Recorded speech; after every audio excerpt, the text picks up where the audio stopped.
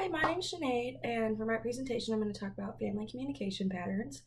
I'm just going to begin by saying that a family unit is a mini culture that develops its own rules, values, beliefs, and principles.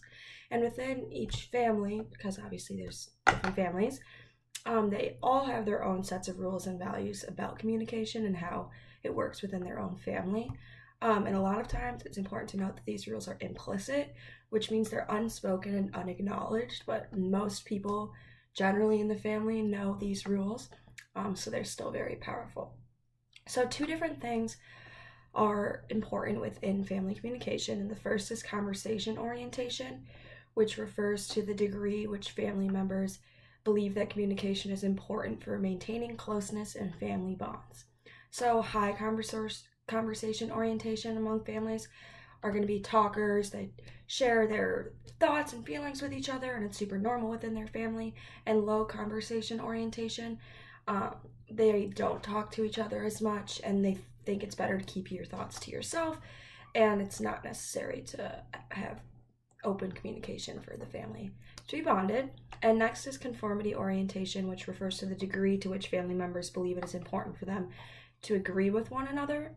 And high conformity orientation means that it's really important for them to have uniform ideas, need to have the same thoughts, and they need to agree with each other.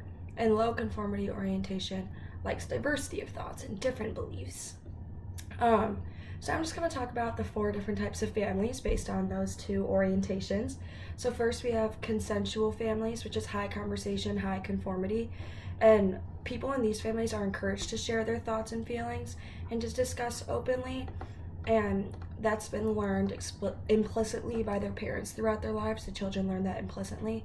But they do believe conflict is threatening because they believe in open conversation as long as everyone has the same viewpoints. And since they have high conformity, conflict can threaten that.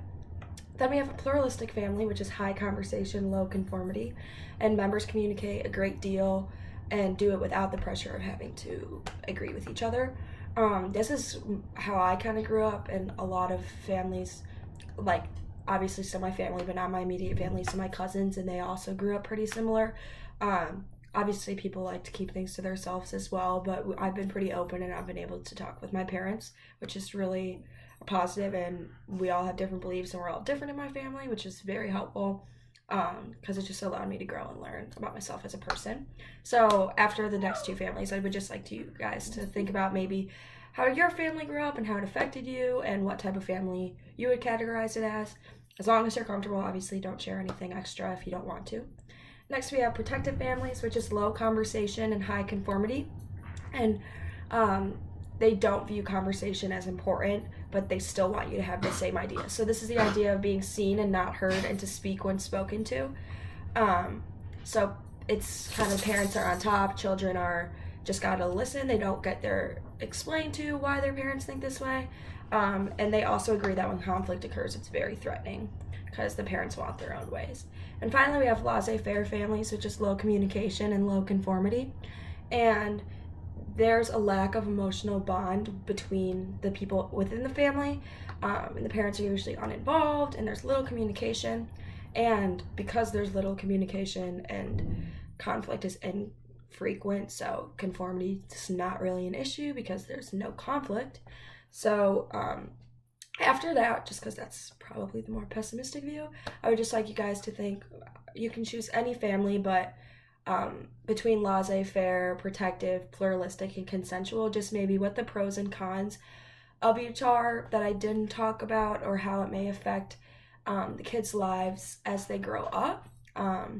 Because obviously, depending on these different families, people will grow up differently, which can lead them to behave differently as adults, and maybe positively, negatively. So I'd just like you guys to think about that. All right, thank you.